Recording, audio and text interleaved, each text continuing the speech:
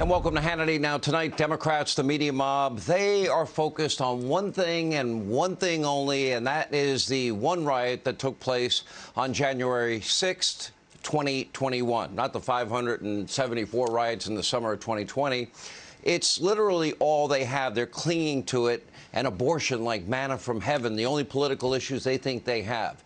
They have taken every word of this week's double hearsay witness as complete gospel truth. They have raced to the finish line, and many on the media mob in particular, many in Congress, they have announced that former President Donald J. Trump is guilty of everything she accused him of. Never mind the many reports that two Secret Service agents deny her allegation that Donald Trump tried to commandeer the vehicle that he was being driven in. Never mind that one of President Trump's attorneys says, even though she testified under oath it was her handwriting, it's my handwriting. And again, she did that under oath. Never mind that the President Trump's denials that he ever wanted to wave armed people into the rally. He's denied it.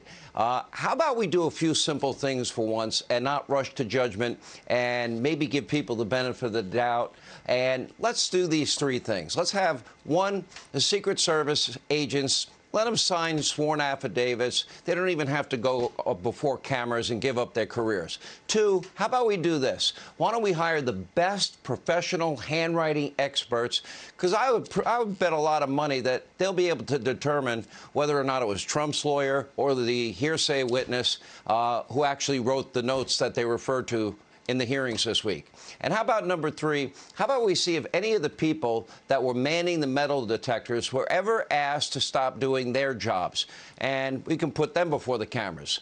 Then the committee can investigate whether the president authorized the National Guard, as four people with the president on January 4th have said to us right here on this program they witnessed him doing it. This is an amazing distraction, though, for the Democrats and their press secretaries and the media mob, because their policies are failing on a spectacular and unprecedented level, so they don't have to talk about that because they'll just stick to January 6th. Now, their president, his radical party, is a disaster for the entire country. Now, as a result, America's economy is historically bad. The Dow just had its worst 6 months to start a year since 1962. The S&P is off to their worst start since 1970, and the NASDAQ, they've had their worst start ever. Now, meanwhile, breaking today, the Atlanta Fed is projecting that our economy will officially be in a recession by July. Remember, it's defined by 2 quarters of negative growth. Remember, a few days ago, the administration they were telling us not to worry about a recession, that it was not inevitable.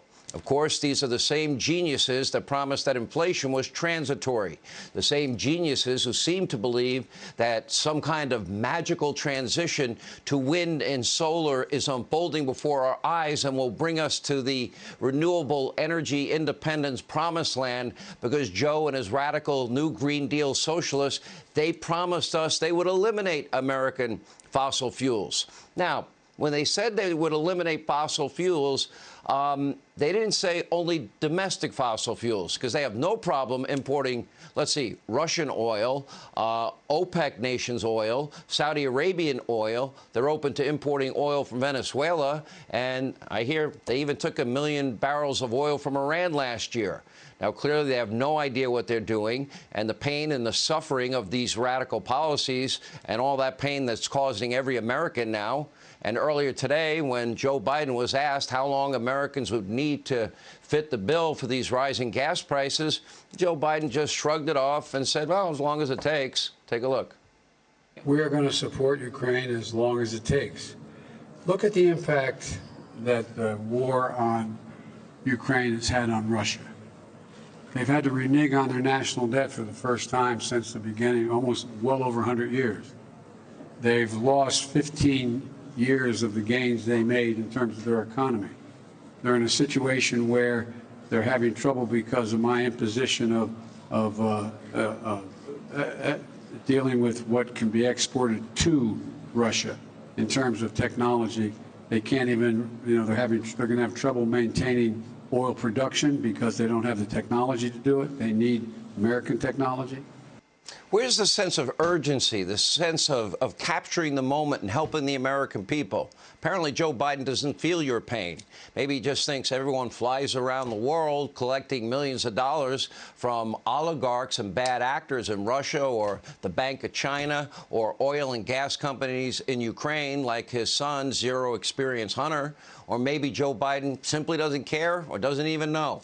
Now, as we all know, there is one person and one person only who decreased America's domestic supply of oil and gas. It wasn't Vladimir Putin, it was Joe Biden. Joe Biden doesn't care about the truth. Just listen to the president's pretty deranged speech in Europe when he somehow managed to attack the U.S. Supreme Court, all while lying once again about inflation. Take a look. We have the strongest economy in the world. Our inflation rates are lower than other nations in the world. The one thing that has been destabilizing is the outrageous behavior of the Supreme Court of the United States in overruling not only Roe v. Wade, but essentially challenging the right to privacy. We've been a leader in the world in terms of personal rights and privacy rights, and it is a mistake, in my view, for the Supreme Court to do what it did. I can understand why the American people are frustrated because of what the Supreme Court did. I can understand why the American people are frustrated because of inflation. Well, in truth, we got to remind you, Joe wasn't a leader in civil rights because Joe partnered with a former Klansman named Robert Byrd and tried to stop the integration of public schools. He didn't want the schools, in his words, to become racial jungles. So let's help educate Joe Biden because he's deeply confused, as everybody knows. Every single other country in the G7 has a lower inflation rate than our country, the USA. In fact, almost every single country in the developed world has a lower rate, including Canada, Germany, France, Italy, Japan, Saudi Arabia, and I can keep going. And by the way, for Joe to attack one of America's greatest institutions, the U.S. Supreme Court, while on foreign soil, that's pretty low even for Joe. But don't take my word for it. Listen to Joe Biden himself, because he said it in 2017. Take a listen. What worries me most, and I never thought I'd have to make this speech or want to make this speech, the almost drumbeat of denigration of the institutional structures that govern us is dangerous. When you delegitimize the courts, you delegitimize the legislative body. It does raise a lot of questions. Does Joe Biden hold any real principles or values other than enriching himself, his family, and going to Delaware every other weekend? Well, pretty much every weekend. The country's falling apart. Joe Biden is just doddering along, doing whatever his far-left advisors tell him to do. And it's now so bad, even top Democrats, they're voicing their concerns. Tonight, according to a poll conducted by the AP, a vast majority of Democrats, 78%, think this country, our country, is headed in the wrong direction under Joe Biden. That's Democrats. His Real Clear Politics average has Joe's approval under 38%, the lowest point in his presidency. By the way, that includes outlier polls that give him very high approval ratings that are not real. Former Obama advisor David Axelrod is now venting about Joe Biden, even on fake news CNN. Take a look. When the president got into those questions, gas prices and inflation and abortion rights, there was a lot less of that certainty, a lot less of that emphatic nature of his initial presentation on NATO because he doesn't have great answers. Well, it's embarrassing for Joe Biden, the Democratic Party, but so much worse for the American people that are struggling to fill up their gas tanks and put food on the table because we have a human vegetable that probably doesn't know what day of the week it is today as president. And, of course, he's surrounded by a bunch of radical woke staffers who don't know anything about the economy or energy or anything else. So if we're serious, if Joe Biden is not mentally or physically up to the job, he should retire. Now, a full 59%, a new poll of Americans see exactly what I've been telling you since the campaign. I was kind of the lone voice out there saying this guy's weak and frail and a cognitive mess. Wasn't hard to spot. Now 59% of Americans see it. Think about this. Joe Biden almost never takes questions from the press. The only sit-down TV interview in the past 6 months was Jimmy Kimmel. Wasn't exactly a barn burner either. According to Politico, the White House avoids using the Oval Office for press events because they don't have a teleprompter. And look at your screen during meetings. Biden is relying on giant note cards like that saying, "Say hello, then sit in your seat." Okay, so ask yourself, if you can't have a conversation without a note card or do a Q&A without a teleprompter, are you really capable of being the president of the United States of America? I would argue the hardest job in the world. Now, in the coming months, as America now battles this recession, stagflation, and probably worse, as we battle spiking gas prices, energy prices, Biden is now set to give one major address about the economy. Wrong.